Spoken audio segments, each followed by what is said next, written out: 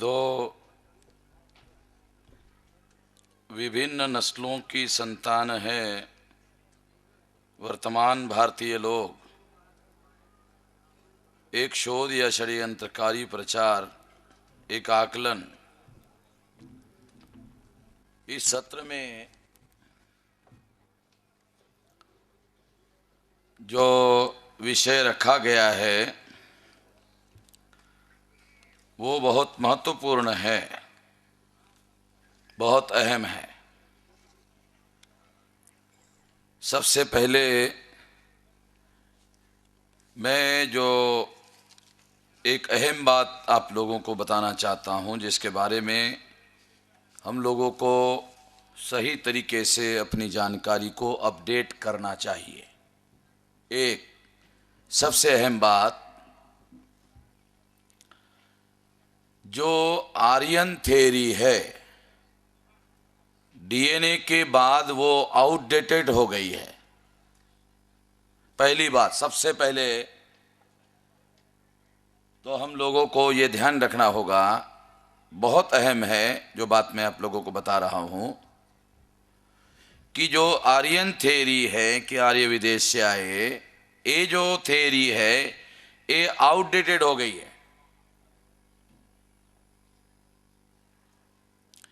वर्तमान भारत में जो ब्राह्मण है, भारत का वर्तमान शासक वर्ग है,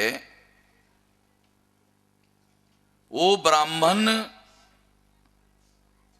उस ब्राह्मण को हम बहुत सारे लोग जो है आर्य मानते हैं। परंतु डीएनए रिसर्च जो 2001 में हुआ, उसने ये प्रमाणित किया कि ये जो जिसको आर्य कहा जाता है ब्राह्मणों को, ये मूलतः यूरेशियन लोग हैं।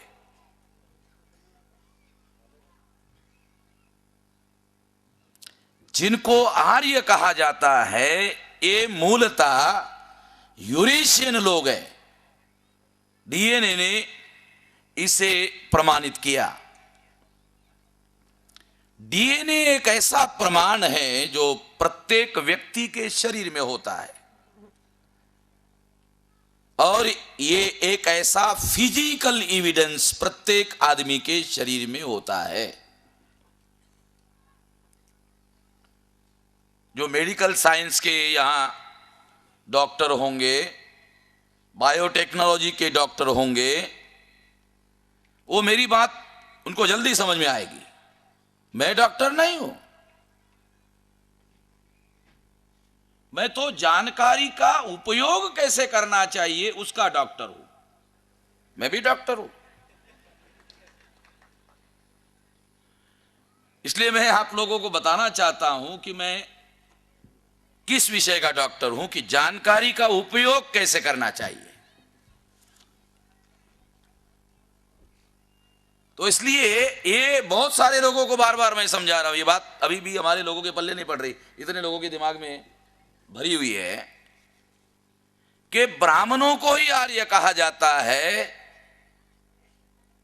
और उन ब्राह्मणों के डीएनए के आधार पर यह प्रमाणित किया गया कि ब्राह्मण्स जो वर्तमान में भारत का शासक वर्ग है वो यूरेशियन है,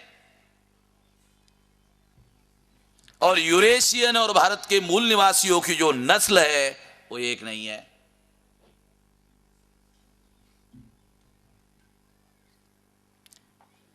अभी डीएनए से जो प्रमाणित हुआ, उससे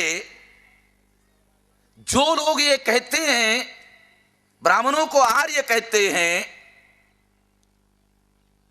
आर्य कहने के आधार पर वो ये कहते हैं कि ये विदेशी है। डीएनए ने इस बात को इनकार नहीं किया कि ब्राह्मण विदेशी नहीं है, बल्कि उसने ये ज्यादा सही तरीके से प्रमाणित किया कि ब्राह्मण विदेशी है। डीएनए ने ये इस सिद्धांत को झूठा साबित किया कि आर्य विदेशी है, परंतु डीएनए ने यह प्रमाणित किया कि ब्राह्मण विदेशी है। बातों को ठीक से समझने की कोशिश करो, जो मैं आप लोगों को समझाने का प्रयास कर रहा हूं। सुब्रमण्यन जी, माइक्रो बातें, माइक्रो डिफरेंस है। अगर ये माइक्रो बातें समझ में नहीं आती है तो फिर जो लड़ाई हम लोग लड़ना चाहते हैं, जो जनमत हम तैयार करना चाहते हैं, जो बनाना चाहते हैं, वो समझ में नहीं आएगा।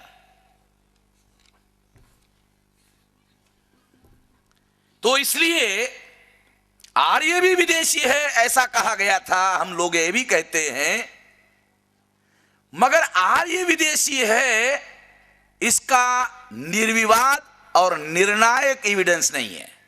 निर्विवाद और निर्णायक, जो शब्द प्रयोग ध्यान रखना, निर्णायक और निर्विवाद। डीएनए का एविडेंस निर्विवाद और निर्णायक है। अगर डीएनए का एविडेंस, अगर कोई भारत का ब्राह्मण इनकार कर दे तो दुनिया वाले कहेंगे ये पागल है, क्योंकि डीएनए का एविडेंस दुनिया के सुप्रीम कोर्ट में भी माना जाता है निर्विवाद है, क्योंकि वो तर्क पर खड़ा नहीं है, वो दलील पर खड़ा नहीं है, वो मनुष्य के शरीर के अंदर जो डीएनए है उसके आधार पर प्रमाणित होता है, और डीएनए को लैब में जाकर प्रमाणित किया जा सकता है।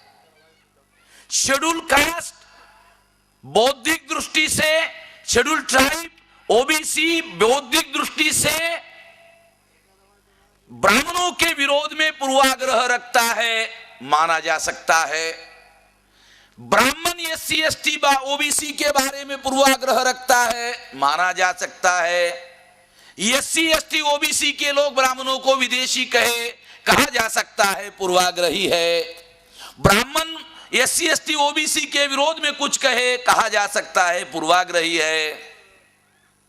परंतु लैब का जो कंक्लूजन है, लैब में रसायन मिलाकर जो कंक्लूजन आता है, वो लैब शेड्यूल कास्ट नहीं है, लैब शेड्यूल ट्राइब नहीं है, लैब ओबीसी नहीं है, लैब ब्राह्मण नहीं है, लैब क्षत्रिय नहीं है। लैब है, लैब विज्ञान है, लैब साइंस है, और उसको किसी से कोई लेना देना नहीं है। लैब धर्मनिरपेक्ष है, लैब जाति निरपेक्ष है, लैब व्यक्ति निरपेक्ष है। इसलिए लैब जो बताएगा वो निर्णायक और निर्विवाद है। ठीक से समझने की जरूरत है। और इसलिए डीएनए, कोई भी आदमी अपने शरीर में जो डीएनए है वो लैब में जाके टेस्ट कर सकता है। अभी महंगा है ये प्रयोग, महंगा है, सर्टिफिकेट महंगा है। हमको मौका जैसे ही मिलेगा फ्री में सर्टिफिकेट दे देंगे। और जिस तरह से आइडेंटिटी कोड नंबर बनाया जा रहा है, हम लोग डीएनए कोड नंबर बनाएंगे और प्रत्येक लोगों को डीएनए का सर्टिफिकेट दे देंगे कि प्रत्येक आदमी अपना डीएनए का सर्टिफिकेट ले जावे, अपने पास रखे। आप विदेशी हो मगर आपको भारत के बाहर जाने नहीं दिया जाएगा, आप इधर ही रहो। आपको जाने नहीं दिया जाएगा, आप इधर ही रहो। आपको विदेश में जाने के लिए भी नहीं कहा जाएगा, इधर ही रहो आप। आखिर राज करने के लिए प्रजा चाहिए भाई। स्वामी जी, हम ही हमारे ऊपर राज करें, सलाह तो समझ में नहीं आता है। तो समझ, ये तो बात समझ में वाली नहीं है। आखिर प्रजा भी तो चाहिए, वो कहां से आएगी? मुझे खुशी है कि आप लोगों को मेरी कुछ बातें समझ में आती है।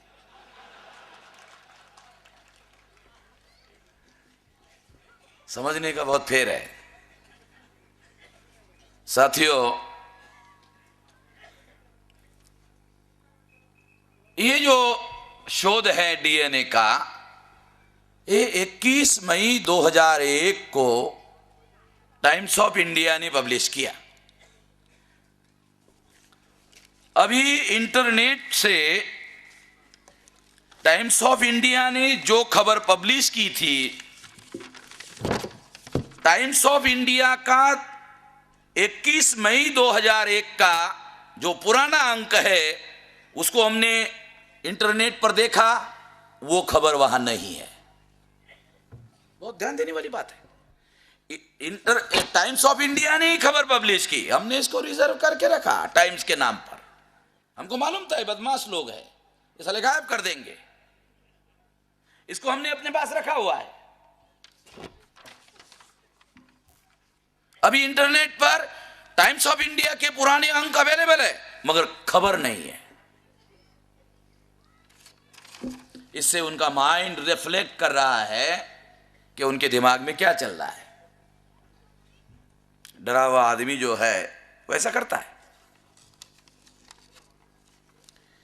21 मई 2001 को टाइम्स ऑफ इंडिया में खबर छपी।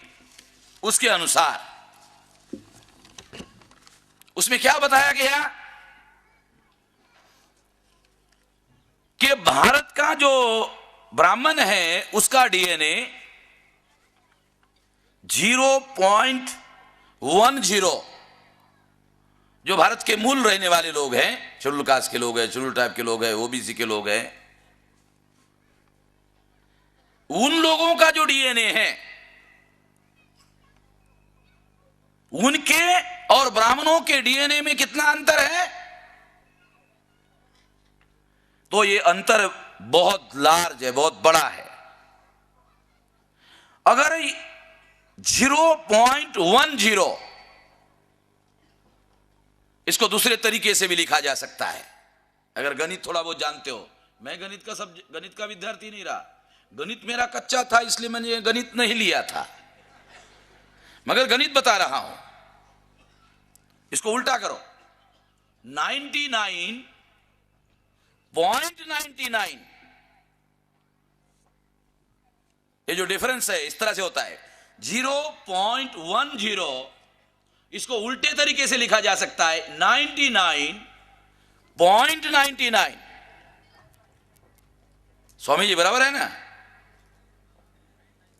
इतना डिफरेंस है। और ब्राह्मण का जो डीएनए है और क्षत्रिय का जो डीएनए है उसमें अंतर है। कितना? 0.12। तो ये कितना होगा? ये होगा 99.98.8।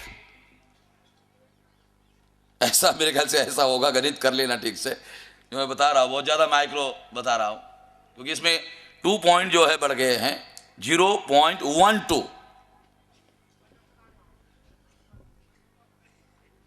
और जो वैश्य का डीएनए है वो है 0.16। तो क्षत्रिय के इसमें और वैश्य के इसमें 4 पॉइंट का अंतर है। ब्राह्मण और क्षत्रिय के अंदर 2 पॉइंट का डिफरेंस है। बहुत थोड़ा थोड़ा डिफरेंस है। अब हजारों साल हमारे साथ रहे हैं, थोड़ा बहुत मिलावट हो गया होगा, थोड़ा डिफरेंस तो आ जाएगा, इसमें माना जा सकता है। थोड़ा बहुत तो स्वाभाविक माना जा सकता है। तो ये जो बात मैं आप लोगों को बता रहा हूं, ये बहुत महत्वपूर्ण सब्जेक्ट हमने कॉन्शियसली रखा है। वो जो रिसर्च माइकल बामशात जो अमेरिका के उताह विश्वविद्यालय में वॉशिंगटन में है, वो बायोटेक्नोलॉजी डिपार्टमेंट का हेड ऑफ डिपार्टमेंट है, उसने भारत की जो विशेषता है वो विशेषता है कास्ट। माइकल बामशात के दिमाग में बात आई कि दुनिया में कहीं पर भी नहीं है, ये साउथ ईस्ट एशिया में है। तो एक कारण इसका क्या है? जरूर इसका कोई ना कोई वैज्ञानिक कारण होगा, इसका जरूर कोई ना कोई वैज्ञानिक कारण जरूर होगा, और इस कारण का पता करना जरूरी होगा। इसलिए माइकल बामशात ने खास तौर पर एक प्रोजेक्ट तैयार किया। फिर उसके मन में एक डाउट तैयार हो गया कि साला मैं अगर तैयार करूंगा तो भारत के लोग, शायद मैं विदेशी आदमी हूं और भारत के लोगों में विभाजित पैदा करने के लिए जानबूझकर उन्होंने ऐसा जो है शोध लाया है, ऐसा आरोप लाया जा सकता है। इसलिए उसने क्या किया, एंथ्रोपोलॉजी डिपार्टमेंट ऑफ इंडिया का कोलैबोरेशन किया उसके साथ में, उनके एक्सपर्ट लोगों को उसके साथ जोड़ा। फिर विशाखापट्टनम जो आंध्र प्रदेश की यूनिवर्सिटी है, उसके बायोटेक्नोलॉजी डिपार्टमेंट के जो लोग हैं उसको उसके साथ में जोड़ा, और एंथ्रोपोलॉजी डिपार्टमेंट के लोग इस तरह से भारत के जो इससे संबंधित जो लोग हैं एक्सपर्ट लोगों को उसके उन्होंने साथ जोड़कर एक जॉइंट प्रोजेक्ट तैयार किया, जिसमें डॉक्टर सुब्रमण्यम संगा बताया कि 265 लोगों का ग्रुप था, मिक्स ग्रुप था।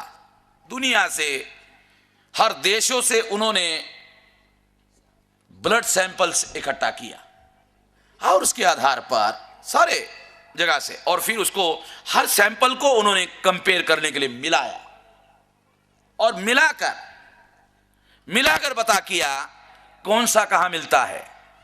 तो जो ब्राह्मणों का डीएनए है वो यूरेशियन लोगों के डीएनए से मिल गया।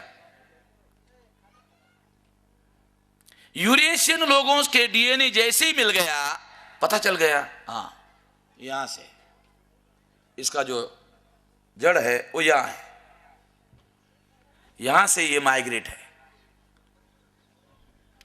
तो डीएनए के आधार पर यह प्रमाणित हुआ कि ये यूरेशियन से माइग्रेट है।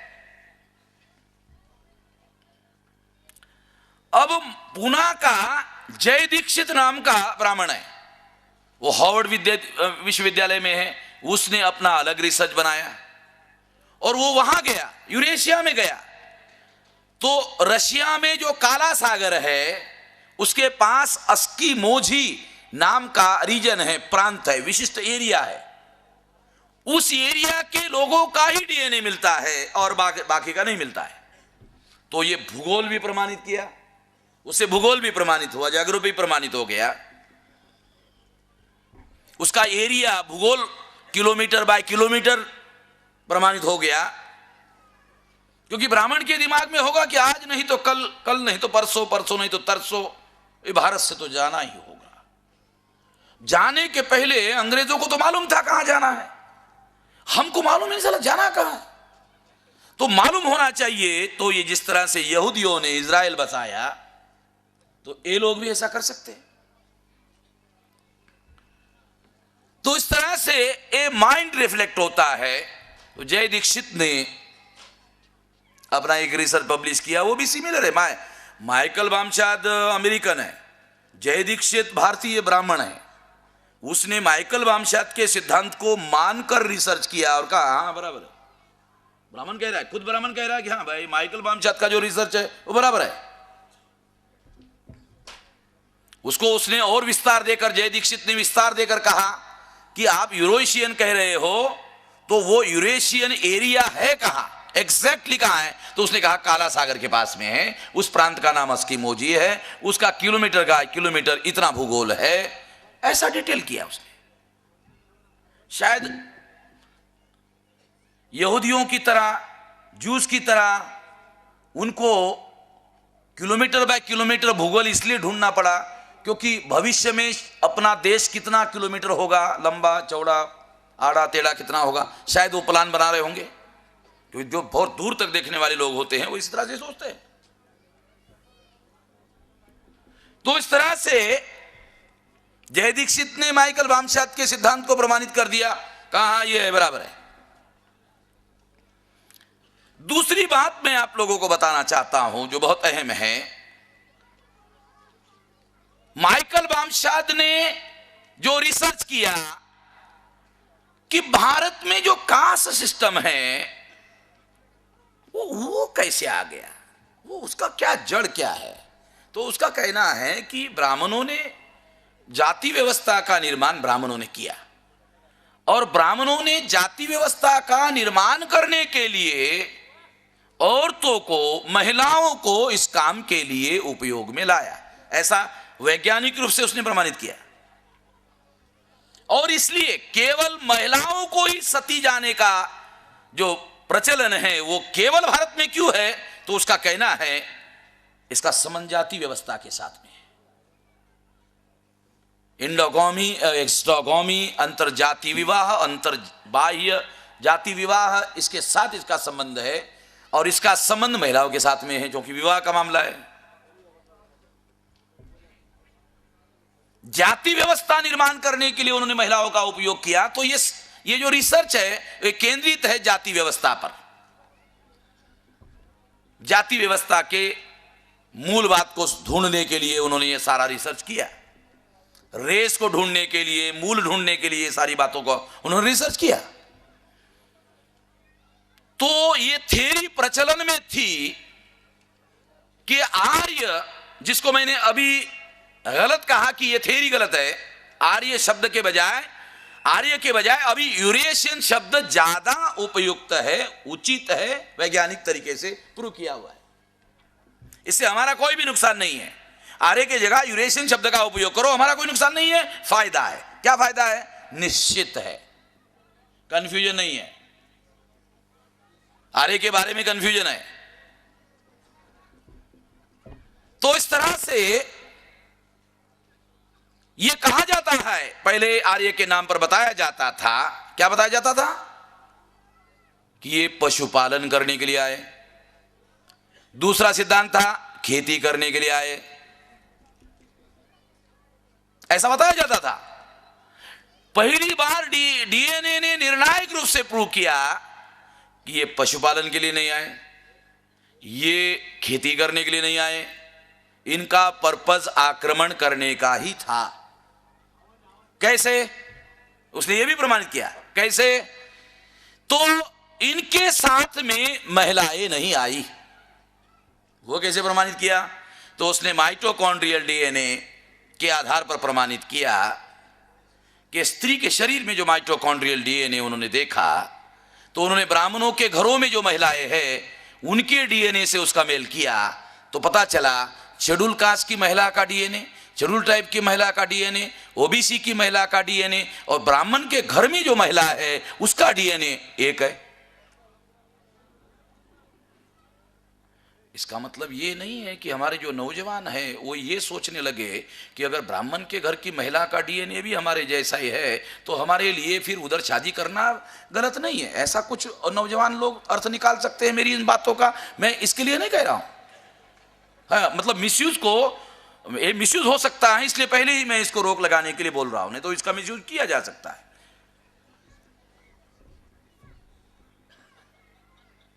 मैं ये बात इसलिए आप लोगों को बता रहा हूं कि ब्राह्मणों के घरों में जो महिलाएं हैं वो तो केवल प्रजनन के लिए उन्होंने ली हुई महिलाएं हैं, और उसके लिए उन्होंने महिलाओं को किडनैप करने का आरोप ना आए, जबरदस्ती का आरोप ना आए, इसलिए कन्यादान का सिद्धांत मैंने आपको कल बताया, उसके पीछे का राज बताया। क्योंकि अभी भारत का इतिहास नए सिरे से लिखना होगा, नए तरीके से व्याख्या करनी होगी, और व्याख्या करते वक्त डीएनए के जो सिद्धांत है उसको ध्यान में रखते हुए व्याख्या करना होगी। जो व्याख्या डीएनए को कॉन्ट्रडिक्ट करेगी वो अवैज्ञानिक मानी जाएगी, जो व्याख्या डीएनए को अनुकूल मानेगी उस व्याख्या को वैज्ञानिक माना जाएगा। अभी इतिहास की व्याख्या करते वक्त इतना ध्यान रखना होगा, इतना महत्वपूर्ण मामला है ये। और इस बात को ध्यान में रखते हुए जो बात मैं आप लोगों को बताना चाहता हूं वो ये है कि जब महिला का डीएनए मिलाया गया तो ये प्रमाणित हो गया कि ब्राह्मणों के घरों की जो महिलाएं हैं और एससी एसटी ओबीसी के घरों की जो महिलाएं हैं उनका डीएनए एक है। इसे प्रूव हो गया कि ब्राह्मण के घर की महिलाएं जो है वो मूल निवासी है, और ये मूल निवासी होने की वजह से ब्राह्मणों ने अपने शास्त्र लिखे, जिन्होंने लिखे वो जानते थे। क्या जानते थे? ये स्त्री अगर हमारी पत्नी है, बीवी है, मां है, बहन है, बेटी है तो भी हमारी नहीं है। शास्त्र लिखते वक्त ब्राह्मण जानता था, इसलिए ब्राह्मणों ने शास्त्र में क्या लिखा? सभी स्त्रियां शूद्र है। बात समझ रहे हो? अरे शेड्यूल कास्ट की औरत है, शेड्यूल ट्राइब की है, ओबीसी की है, वो तो शूद्र है ही है। ब्राह्मण की औरत भी शूद्र है। ब्राह्मण की मां शूद्र है, ब्राह्मण की बहन शूद्र है, ब्राह्मण की बीवी शूद्र है। अरे कम से कम अपने बीवी को तो नहीं बोला होता, मगर बोला। तो एविडेंस केवल वामन मेश्राम की तरफ से ही नहीं है, ब्राह्मणों की तरफ से भी एविडेंस है, यानी एविडेंस क्रॉस एविडेंस है। जैसे फॉर एग्जांपल मैं आरोप कर रहा हूं आपके खिलाफ में, मैं किसी के खिलाफ में आरोप कर रहा हूं, तो कोर्ट में सबूत मुझे देने होंगे। स्वामी जी समझ रहे ना? अगर मैंने किसी के खिलाफ, यहां कोई वकील होगा, कश्यप जी है क्या? हाँ, अगर कोई आदमी किसी के खिलाफ आरोप कर रहा है कोर्ट में, तो उसको सबूत देने होंगे, आरोप करने वालों को, आरोपियों के खिलाफ सबूत देने होंगे। मगर इस केस में ब्राह्मण भी सबूत दे रहा है क्या? मेश्राम जी ने जो आरोप किया है, हाँ वो सही है। बात समझ रहे हो क्या क्या बताना चाहता हूं? मैं ब्राह्मण पर आरोप कर रहा हूं कि ब्राह्मण अपने मां को, बहन को, बीवी को, बेटी को शूद्र मानते हैं, सभी स्त्रियों को शूद्र मानते हैं। मैं कह रहा हूं, मैं आरोप कर रहा हूं, ब्राह्मण क्या कहते हैं? हाँ बात सही है, गलत नहीं है। अरे मैं तो कह ही रहा हूं, वो जिसके खिलाफ आरोप कर रहा हूं वो भी गया, हाँ ये सही है। यानी ये 100% एविडेंस नहीं है, 200% गारंटीड, पक्का। तो इस तरह से ये जो महत्वपूर्ण बात मैं आपको बता रहा हूं, इससे ये प्रमाणित हो गया कि ब्राह्मणों ने अपने शास्त्रों में सभी महिलाओं को शूद्र क्यों घोषित किया। उसका वैज्ञानिक कारण यह है कि उन्होंने साथ में आते वक्त महिलाओं को नहीं लाया था। क्यों नहीं लाया था? तो आक्रमण करने वाले लोग जब लड़ने के लिए जाते हैं तो महिलाओं को लड़ने के लिए उपयुक्त नहीं पाते, बल्कि लड़ने के लिए अवरोध पैदा होता है महिलाओं की वजह से। ऐसी पुरानी मान्यता है, इसलिए उन्होंने महिलाओं को साथ में नहीं लाया। महिलाओं को साथ में नहीं लाया, इसलिए प्रमाणित हो गया कि आक्रमण करने के लिए आए थे। इसलिए यह थ्योरी खत्म हो गई कि पशुपालन के लिए आए थे, खेती करने के लिए आए थे। यह थ्योरी भी गलत हो गई और निर्णायक रूप से गलत साबित हो गई। फाइनली प्रूव हो गया, ये ताबूत को आखिरी कीला लग गया। कहावत, ये ताबूत को आखिरी कीला लग गया, फाइनल हो गया मामला।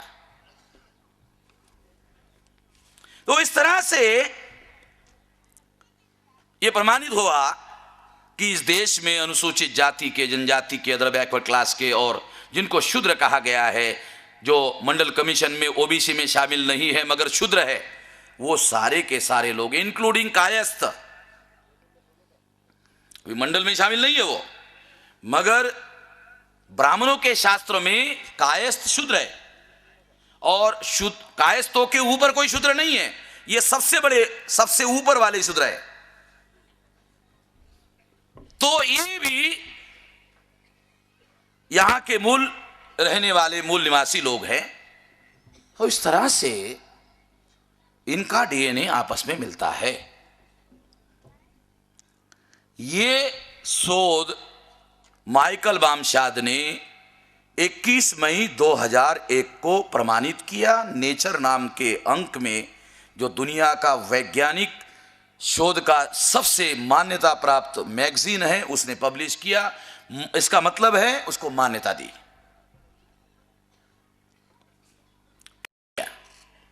घोषित किया। घोषित करने के बाद में भारत के ब्राह्मणों के सामने सबसे बड़ा संकट खड़ा हो गया कि एंथ्रोपोलॉजी, भाषा शास्त्र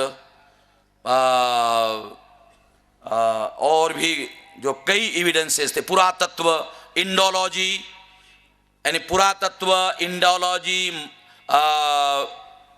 एंथ्रोपोलॉजी, भाषा शास्त्र, इन सारी लोगों ने कहा था ये विदेशी आए, विदेशी आए, मगर ब्राह्मणों ने अपने दलीलों के आधार पर, तर्क के आधार पर उस सिद्धांत के बारे में संदिग्धता पैदा करने में कामयाबी हासिल की।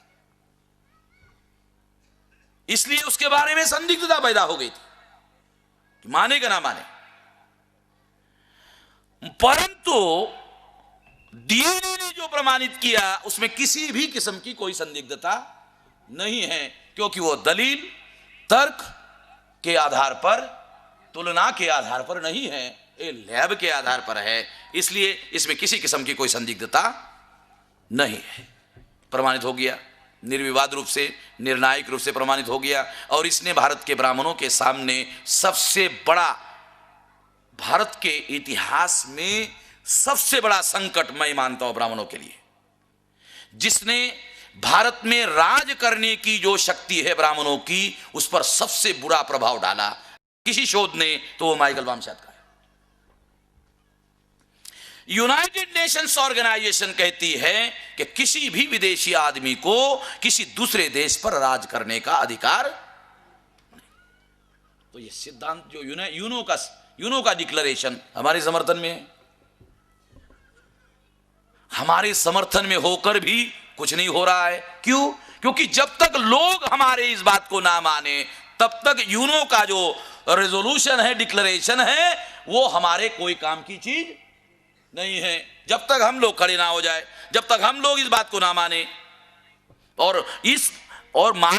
और मान्यता के आधार पर कहे कि जो विदेशी है उनको भारत पर राज करने का अधिकार नहीं है, वो भारत में रह सकते हैं, क्योंकि इसके बारे में 3 सिद्धांत है। कुछ लोगों ने मुझे पूछा, मेश्राम जी चलो ये बात आपकी बात ठीक है, मगर मेरा एक सवाल है। मैंने कहा पूछो, क्या है? ब्राह्मणों का क्या होगा, उसका क्या करोगे आप? मैंने कहा क्यों पूछ रहे हो? तो कहा नहीं, ऐसे पूछ रहा हूं। मैंने दोबारा पूछा, ब्राह्मणों ने वकालत करने के लिए तो नहीं आपको कहा? ब्राह्मणों की तरफ से आपको किसी ने वकील तो नहीं बनाया? नहीं ऐसा नहीं है। तो मैंने कहा इसका मतलब वकालत कर रहे हो मगर पैसा ले नहीं रहे हो, मुफ्त में वकालत कर रहे हो। अरे पैसा लेकर तो करो। अरे वकालत कर रहे हो मगर पैसा भी नहीं दे रहे हो। अरे क्या बेवकूफी है भाई। अरे ब्राह्मणों की वकालत कर तो पैसा तो लो, फीस तो लो अपनी, मुफ्त में सारी वकालत कर रहे हो, क्या करोगे? तो मैंने कहा देखो भाई, मैं क्या करूंगा ये मैं बताने वाला नहीं हूं। 3 सिद्धांत दुनिया ने पैदा किए हैं। एक सिद्धांत है हिटलर का कि जो विदेशी है उसको गैस चैम्बर में दबाकर मारा जाए। मेरा सिद्धांत नहीं है। नहीं, ताली बजाने का मुद्दा नहीं है, ये सिद्धांत मेरा नहीं है। दूसरा सिद्धांत है नेल्सन मंडेला का। वो कहता है साउथ अफ्रीका में तुम यही रह सकते हो, तुमको साउथ अफ्रीका छोड़कर जाने की जरूरत नहीं है, मगर हमारा संविधान मानना होगा। तुम यही रह सकते हो, तुमको साउथ अफ्रीका छोड़कर जाने की जरूरत नहीं है, मगर तुमको हमारा संविधान मानना होगा, रह सकते हो। दूसरा सिद्धांत, यह भी मेरा नहीं है, ये नेल्सन मंडेला का है। तीसरा सिद्धांत गांधी जी का, क्विट इंडिया। मैंने कहा ये भी मेरा नहीं है, भारत छोड़ो। ये दुनिया वालों ने 3 सिद्धांत पैदा किए हैं। अब मैं ये ब्राह्मणों के ऊपर छोड़ देता हूं, इसमें से कौन सा मानते हो? मैं डेमोक्रेटिक आदमी हूं, मैं राय लूंगा। मैं लोकतांत्रिक आदमी हूं, उनकी राय लूंगा। हम तुम्हें डिसाइड करो। स्वामी जी समझ रहे हैं ना? डेमोक्रेटिक आदमी हो भाई तो डेमोक्रेसी के हिसाब से चलना पड़ेगा। लोकतांत्रिक आदमी होने की वजह से राय लूंगा। तो मेरा कोई सिद्धांत नहीं है, ये सिद्धांत है अभी हमारे पास दुनिया में। और अभी चौथा सिद्धांत की कोई खास जरूरत है ऐसा लग नहीं रहा है। चौथा सिद्धांत निर्माण करने की जरूरत लग नहीं रही है। तो इस तरह से जो बात मैं आप लोगों को बता रहा हूं कि इसने ब्राह्मणों का भारत पर राज करने का जो जायज अधिकार है, उसको फाइनली उस जड़ में किला ठोक दिया। इसलिए यह फाइनली प्रूव करने की वजह से ब्राह्मणों के जायज अधिकार पर सबसे बुरा प्रभाव पड़ा है। इसलिए ब्राह्मणों ने इस खतरे को भापा और भापकर उन्होंने सोचा इसका कोई ना कोई काट ढूंढना होगा। अगर काट नहीं ढूंढेंगे, वो भी वैज्ञानिक होना चाहिए। हाँ, वो भी वैज्ञानिक होना चाहिए। और वो नेचर में छपा तो हमारा भी नेचर में ही छपना चाहिए। तो उन्होंने शोध करने के लिए प्रोजेक्ट बनाना है। प्रोजेक्ट क्या है? नए अनुसंधान से पता चलता है कि क्या आपके जीन से आपको दिल की बीमारी, मधुमेह, दमा, मलेरिया और एड्स का खतरा है। इंडिया टुडे की रिपोर्ट है। ये जो रिसर्च है जो ब्राह्मणों ने किया, वो रिसर्च का मूल ऑब्जेक्टिव है कि आनुवंशिक रूप से कुछ बीमारियां होती है क्या, और वो कौन सी होती है, उसके लिए उन्होंने प्रोजेक्ट तैयार किया। उन्होंने माइकल बामशात का जो सिद्धांत है, शोध है, उसको काउंटर करने के लिए कोई प्रोजेक्ट तैयार नहीं किया, ना वो कर सकते। कलकत्ता में ऐसा उन्होंने प्रयोग किया, कलकत्ता में इसको काउंटर करने का कलकत्ता में प्रयोग किया। प्रयोग करने के कुछ दिन बाद उनको पता चला, ब्राह्मणों को पता चला, ये बराबर है, ये जो माइकल बामशात का है ये बराबर है, इसको हम शोध करने का कोई मतलब नहीं, साला 200% प्रूव हो जाएगा, खामा का खतरा है, इसको बीच में छोड़ दिया। माइकल बामशात ने प्रूव किया, ठीक है, भारत के ब्राह्मण भी साले इसी सिद्धांत को प्रूव करे, गलत बात होगी। उन्होंने उस प्रोजेक्ट को बीच में छोड़ दिया, खत्म कर दिया। तो ये बीमारियों के लिए उन्होंने प्रोजेक्ट तैयार किया, बीमारियों के नाम पर। माइकल बामशात का जो शोध है उसको काउंटर करने के लिए नहीं। मगर अखबार वालों ने क्या किया, जो बीमारियों के लिए शोध किया उसको उन्होंने ऐसा लंबा खींचा। लंबा खींचते समझते हो? ऐसा खींचा और खींचकर उसको उन्होंने, माइकल बामशात ने जो शोध किया उसको काउंटर करने वाला ये है, ऐसा अखबारों में प्रचार में लाया। है नहीं ऐसा, ये रियलिटी नहीं है। उसको खींचा और अखबारों ने ये प्रोपेगेंडा शुरू कर दिया ताकि माइकल बामशात का जो शोध है उसके प्रभाव को खत्म किया जा सके या कम किया जा सके। ऐसा प्रयास करने की उन्होंने कोशिश की। उस कोशिश की वजह से भी मैं ऐसे मानता हूं कि वो फंस गए और हम फंसा देंगे। तो फंस गए, और अगर हमारे लोगों को समझ में नहीं आया तो हम फंसा देंगे, क्योंकि अभी इसको हम नेशनल कैंपेन बना देंगे, ये बदमाशी को एक्सपोज कर देंगे। तो इस तरह से उनका टाइटल क्या है? उनका टाइटल है, हाँ वो टाइटल आपको बताता हूं। वो टाइटल है, दो पूर्वज समूहों की संतान है भारतीय। दो पूर्वज समूहों की संतान है भारतीय। एकदम कंफ्यूज टाइटल। दो पूर्वज समूहों की संतान है भारतीय। मुद्दा क्या है? माइकल बामशात ने क्या किया? माइकल बामशात का इन्होंने रेफरेंस भी नहीं लिया, जबकि शोध में अगर पूर्व में कोई शोध हुआ तो उसके बाद शोध करने वाले लोगों को पूर्व में जो शोध किया गया है उसका रेफरेंस लेना पड़ता है और उनकी गलत बातों को गलत साबित करना पड़ता है, सही बातों को स्वीकार करके आगे बढ़ना पड़ता है। ऐसा ना इन्होंने किया, रिपोर्ट पब्लिश किया, मगर डीएनए और माइकल बामशात का नाम तक नहीं लिया। इससे भी प्रमाणित होता है और प्रोपेगेंडा करने के लिए उन्होंने ये सब किया। मगर थोड़ी देर के लिए माना जाए कि दो पूर्व समूहों की संतान है भारतीय, इनके टाइटल को ही माना जाए तो देखो इनके टाइटल को ही गलत मैं आपके सामने साबित कर देता हूं। ये कैसे गलत? दो पूर्वज समूहों की संतान है भारतीय। मेरा सवाल है, दो में से कौन सा विदेश से आया? दो में से एक कौन सा विदेश से आया? दो पूर्वज समूह के है ना, ठीक है। अगर भारत की आज की संतान दो पूर्वज समूहों की संतान है ऐसा आप मानते हो, तो दो में से एक जो है वो कौन विदेश से आया? क्लियर नहीं है उनकी रिपोर्ट में। और जो विदेश से आया उसका डीएनए बताओ, बस क्लियर हो जाएगा। तो ये तुम्हारा जो टाइटल है, वही मैं यही कह रहा हूं कि ये जो तुम्हारा टाइटल है, ये भ्रांति फैलाने के लिए इलेक्ट्रॉनिक मीडिया, प्रिंट मीडिया तुम्हारे पास होने की वजह से तुम इसके द्वारा भ्रांति फैलाना चाहते हो और कुछ नहीं है। मगर अब इसके रहस्यों को, इसकी गहराई को हम बहुत अच्छी तरह से जानते हैं, इसलिए डीएनए बहुत क्लियर होता है, इसमें किसी किस्म का कोई कंफ्यूजन नहीं होता है।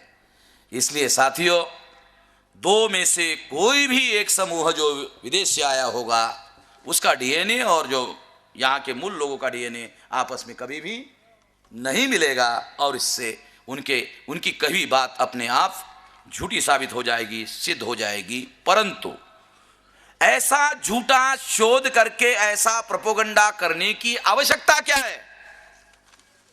क्या आवश्यकता है? अभी मेरे पास में एक रिपोर्ट आया, ये रिपोर्ट है साउथ इंडिया में एक अखबार है, उस अखबार का नाम है, शायद ये अखबार का नाम तरुण भारत है, और कर्नाटका से ये निकलता है। तो उस कर्नाटका के इस रिपोर्ट में उन्होंने लिखा, बामसेफ संगठन का नाम लिखकर उन्होंने कहा कि बामसेफ जैसे संगठन के लोग ऐसा प्रचार कर रहे हैं। तो इसका मतलब क्लियर है कि जो बात हम कह रहे हैं वो बात सामान्य नहीं है, वरना बामसेफ का नाम भी वो लिखते नहीं है। अब इतना बड़ा अधिवेशन हो गया, वो साले जब इसको जाते हैं तो खबर बनाते हैं, इसको जाते हैं तो खबर बनाते हैं। समझ रहे हो मैं क्या बोल? जब वो इसको जाते हैं साले खबर बनाते हैं, इसको जाते हैं तो खबर बनाते हैं। इतना बड़ा कार्यक्रम हो रहा है, एक लाइन की खबर नहीं छापते। उनको छापना चाहिए, हमारा कोई एक्सपेक्टेशन नहीं है कि छापना चाहिए, मगर इससे बदमाशी प्रूव करने के लिए मैं आप लोगों को बता रहा हूं। और अखबारों में आर्टिकल लिखकर बामसेफ का नाम लिख करके उसके रेफरेंस में बातें कहते हैं। तो इस तरह से ये जो मूल निवासी होने वाली जो बात है, ये उनके लिए आज बहुत बड़ा खतरा बना हुआ है। और इसलिए इस बात को काउंटर करने के लिए उन्होंने ये झूठा प्रोपेगेंडा शुरू किया है। इस झूठे प्रोपेगेंडे को हम लोगों को ठीक से समझना होगा, और ठीक से समझने के लिए और इस झूठे प्रोपेगेंडे को और इसके साजिश को, इसका पर्दाफाश करने के लिए खास तौर पर हमने ये सब्जेक्ट चर्चा करने के लिए रखा है। मुझे आशा है कि मैंने कंपेयर करके सारी चीज़ों को समझाने का प्रयास किया। आने वाले समय में इस विषय को देश भर में हम लोग चर्चा में लाएंगे, और बहुत बड़े पैमाने पर और भी इस पर डिस्कशन और डिबेट होगा, और बहुत सारी बातें और भी नई बातें जो है, जब इस पर स्टडी होगी, डिस्कशन होगा, डिबेट होगा, तो बहुत सारी बातें और भी आप लोगों को उपलब्ध होगी। अभी टी ब्रेक के लिए हम लोग ब्रेक कर रहे हैं। धन्यवाद, आप लोगों ने मेरी बात ध्यान से सुनी। आप लोगों को एक अनुरोध भी किया जाता है कि जो सीडीज़, जो किताबें स्टॉल पर रखी हुई हैं, उन किताबों को और सीडीज़ को लेने का प्रयास करेंगे। इस आशा और विश्वास के साथ में आपने मेरी बात ध्यान से सुनी, इसके लिए धन्यवाद।